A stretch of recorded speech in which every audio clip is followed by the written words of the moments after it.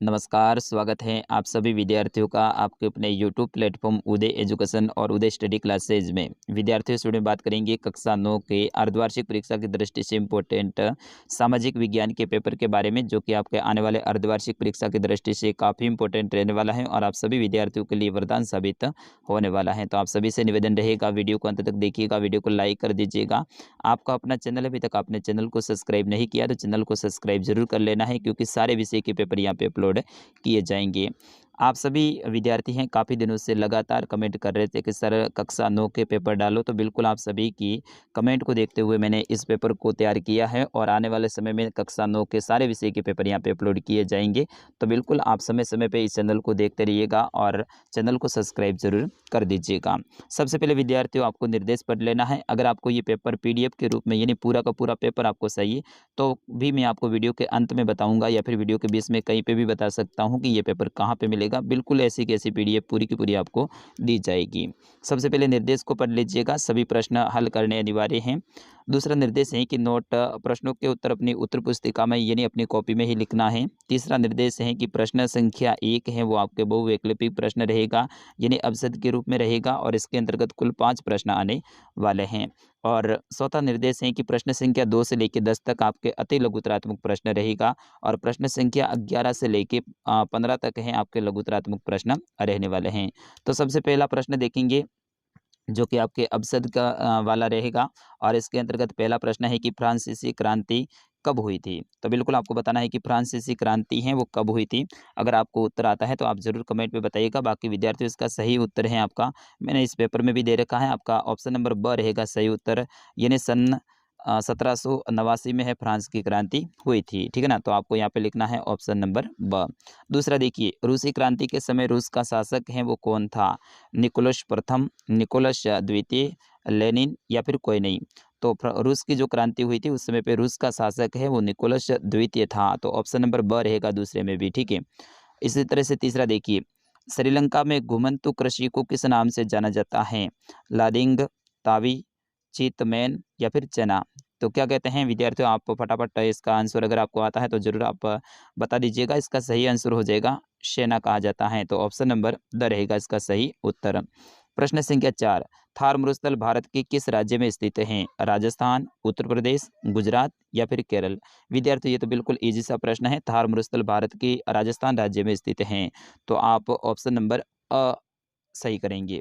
पांचवा प्रश्न देखिए, उत्तराखंड, उत्तर प्रदेश, बिहार, पश्चिम बंगाल, सिक्किम की सीमा किस देश को छूती हैं। तो ये सारे के सारे राज्य हैं, ये नेपाल से सटे हुए हैं, तो बिल्कुल आप ऑप्शन नंबर को करेक्ट करेंगे, यानी नेपाल। अब दूसरा प्रश्न है, ये काफ़ी इंपॉर्टेंट है कि कार्ल मार्क्स कौन था। तो कार्ल मार्क्स कौन था, आप यहाँ पे देखिए, कार्ल मार्क्स हैं ये आधुनिक समाजवाद का जनक था और वह मूलतः जर्मनी का एक महान विचारक था। तो आपको सबसे पहले तो इनके बारे में लिखना है कि ये आधुनिक समाजवाद का जनक था और ये जर्मनी का एक महान विचारक था। प्रश्न संख्या 3, ऐसे 2 भारतीय सुधारकों के नाम बताइए जिन्होंने रूस की क्रांति के महत्व के बारे में बताया था। भारतीय सुधारक का नाम बताना है, तो पंडित जवाहरलाल नेहरू जी और दूसरा हो जाएगा SD विद्यानकर। ठीक है ना, तो ये 2 भारतीय थे सुधारक जिन्होंने रूस की क्रांति के बारे में, इनके महत्व के बारे में बताया था। विद्यार्थियों, इस पेपर को अंत तक देखना है, सारे के सारे प्रश्न आपके एग्जाम में आने वाले हैं, बिल्कुल आप रियल पेपर मान सकते हैं। प्रश्न संख्या 4, हिटलर की विदेश नीति के 2 प्रमुख उद्देश्य क्या थे। यानी हिटलर ने की जो विदेश नीति थी उसके 2 प्रमुख उद्देश्य क्या थे। ये प्रश्न वेरी वेरी इंपॉर्टेंट है आपके एग्जाम की दृष्टि से। तो पहला उद्देश्य यहाँ पे लिखोगे जर्मनी को विश्व की महाशक्ति बनाना और दूसरा आप यहाँ पे लिखोगे विस्तारवादी नीति में विश्वास। ठीक है ना, तो ये हिटलर की 2 नीति थी जो कि विदेश नीति थी और यही उनका प्रमुख उद्देश्य भी था। प्रश्न संख्या 5, हिटलर ने पहली नाज़ी सरकार का गठन है वो कब किया था। तो हिटलर ने पहली नाज़ी सरकार का गठन है वो 30 जनवरी सन 1933 में किया था। ठीक है ना।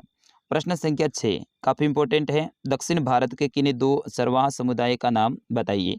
तो दक्षिण भारत के किन्हीं 2 सरवाह समुदाय की बात करें दक्षिण भारत की, तो एक तो हो जाएगा आपका कुरुबा और दूसरा हो जाएगा गोल्ला। आपने सर ने जब किताब पढ़ाई उस समय भी इनको पढ़ा होगा। प्रश्न संख्या 7, उन देशों के नाम बताइए जो क्षेत्रफल में भारत से बड़े हैं। तो विद्यार्थियों क्षेत्रफल में भारत से 6 देश बड़े हैं, 7वां नंबर अपना भारत का लगता है। जैसे कि आपको सर ने भी पढ़ाया होगा। तो सबसे बड़ा विश्व का जो देश है वो है रूस, फिर उसके बाद में कनाडा, संयुक्त राज्य अमेरिका, चीन, ब्राज़ील और ऑस्ट्रेलिया। ये 6 देश हैं भारत से बड़े हैं और भारत का क्षेत्रफल में 7वां स्थान लगता है। अगर जनसंख्या का पूछ लिया जाए तो विद्यार्थियों जनसंख्या में भारत का है वो दूसरा स्थान है। तो सबसे बड़ा कौन है? चीन है, ठीक है ना? चाइना सबसे बड़ा है, दूसरा नंबर अपना भारत का लगता है। चलिए, प्रश्न संख्या 8, भारत के किन-किन राज्यों से होकर कर्क रेखा गुजरती हैं? उनके नाम बताइए। तो साथियों भारत के 8 राज्यों से होकर कर्क रेखा गुजरती है विद्यार्थियों। इसमें आपका गुजरात, राजस्थान, मध्य प्रदेश, छत्तीसगढ़, झारखंड, पश्चिम बंगाल, त्रिपुरा और मिज़ोरम, ठीक है ना? तो ये आठों के 8 राज्यों के नाम हैं विद्यार्थियों, आप सभी को याद करने पड़ेंगे क्योंकि ये प्रश्न आपके एग्जाम में सपने वाला है। विद्यार्थियों राजस्थान की बात करें तो राजस्थान में कर्क रेखा है, वो राजस्थान के दक्षिणी भाग से होकर गुजरती हैं, जिसमें डूंगरपुर और बांसवाड़ा 2 जिलों से होकर गुजरती हैं और इसका विस्तार अपने राजस्थान में कितना है? 26 किलोमीटर है, ये भी आप ध्यान रखेंगे।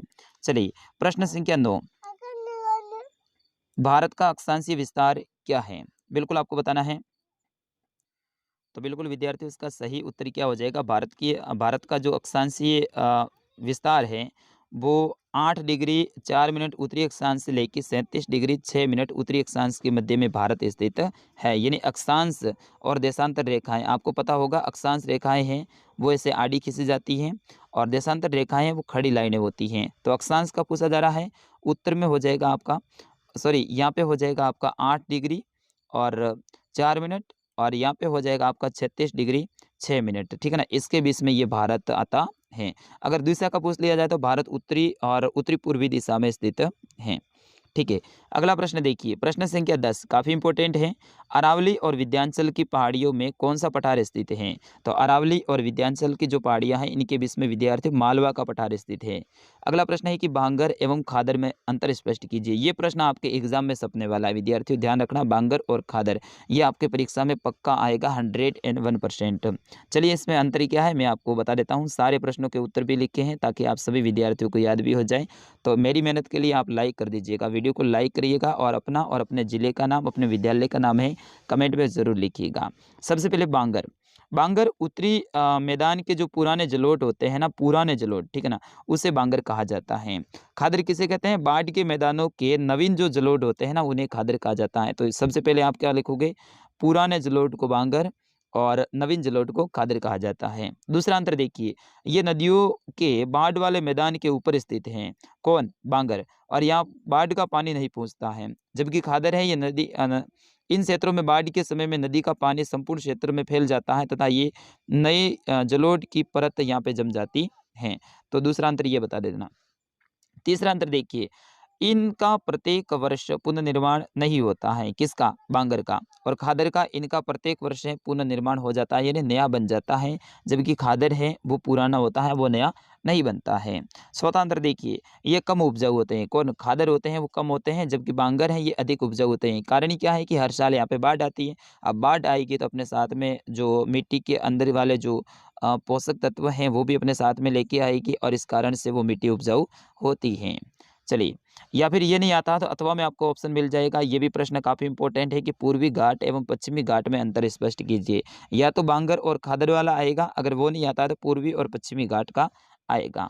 चलिए, 12वां प्रश्न है कि जल विभाजक का क्या कार्य है? एक उदाहरण दीजिए। तो जल विभाजक वह उच्च स्थलीय भाग है जो दो अफवाह द्रोणियों के एक दूसरे से पृथक करता है, यानी अलग करता है। बीच में होता है वो बड़ी सी पर्वत श्रृंखला हो जाती है और दो अफवाह तंत्रों को अलग कर देता है, उसे क्या कहते हैं? जल विभाजक कहते हैं। उदाहरण के लिए अंबाला नगर सिंधु गंगा नदी तंत्रों के बीच में जल विभाजक पर स्थित है। अंबाला नगर है ना, ये सिंधु और गंगा नदी के बीच में स्थित है जल विभाजक के रूप में, क्योंकि ये पहाड़ी क्षेत्र में स्थित है। इसके इधर भी सिंधु नदी, तो इस तरफ में इसके गंगा नदी हो जाएगा। चलिए, प्रश्न संख्या 13 काफी इंपॉर्टेंट है। नदियों तथा झीलों के कुछ आर्थिक महत्व बताइए। यहाँ पे झीलों, ये थोड़ी सी मिस प्रिंटिंग हुई है, यहाँ पे झील लिख देना, ठीक है, झीलों।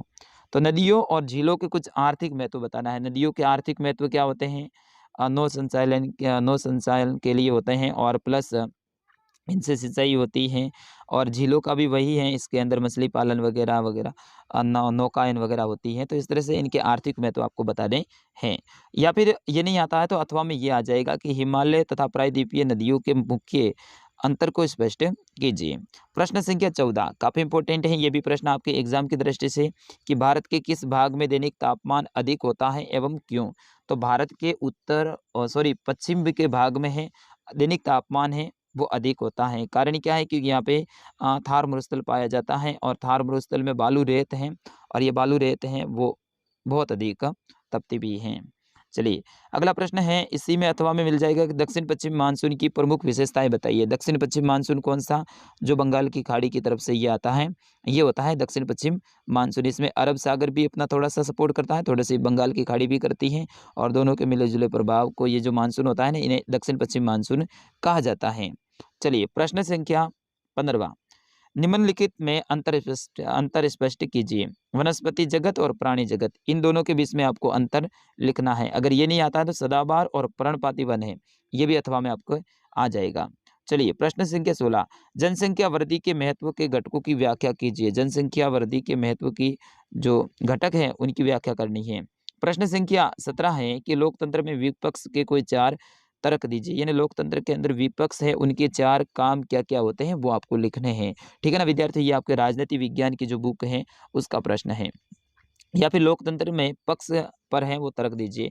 या तो विपक्ष के ऊपर देना है आपको तर्क, अगर विपक्ष का नहीं आएगा तो पक्ष होता है ना उनके ऊपर आ जाएगा। दोनों में से एक प्रश्न आपके एग्जाम में जरूर आएगा।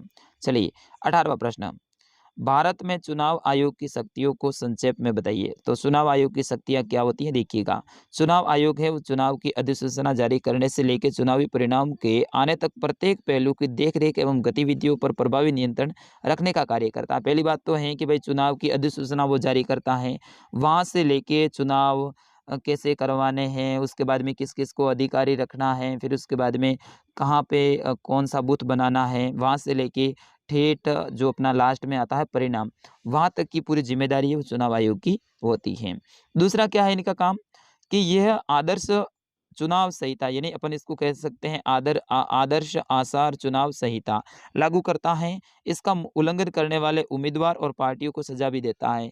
आदर्श आचार संहिता जब लागू हो जाती है फिर उसका जो उल्लंघन करते हैं उसमें उम्मीदवार यानी जो वोटों में खड़े होते हैं वो और जो उनकी पार्टी है उनको भी सजा देती है। कौन? चुनाव आयोग। अगला देखिए चुनाव के दौरान चुनाव आयोग सरकार को कुछ दिशा निर्देश का पालन करने का आदेश भी देता है। इनमें सरकार द्वारा चुनाव जीतने के लिए चुनाव में कर्मचारी मशीनरी का दुरुपयोग रोकना और अधिकारियों का स्थानांतरण करना भी सम्मिलित है। ये सारी की सारी व्यवस्था चुनाव आयोग है वो सरकार को आदेश देते हैं, सरकार उसमें काम करती है। चुनाव कार्य हेतु लगाए गए अधिकारी और चुनाव कर्मचारियों पर सरकार का नियंत्रण न होकर चुनाव आयोग का नियंत्रण होता है। अगला प्रश्न है आपका 19वां कि फ्रांस में क्रांति की शुरुआत किन परिस्थितियों में हुई थी? ये है ना वेरी वेरी इंपॉर्टेंट प्रश्न है और बड़ा उत्तर है इसका। 20वां प्रश्न है कि रूस के सामाजिक आर्थिक और राजनीतिक हालात सन 1905 से पहले कैसे थे?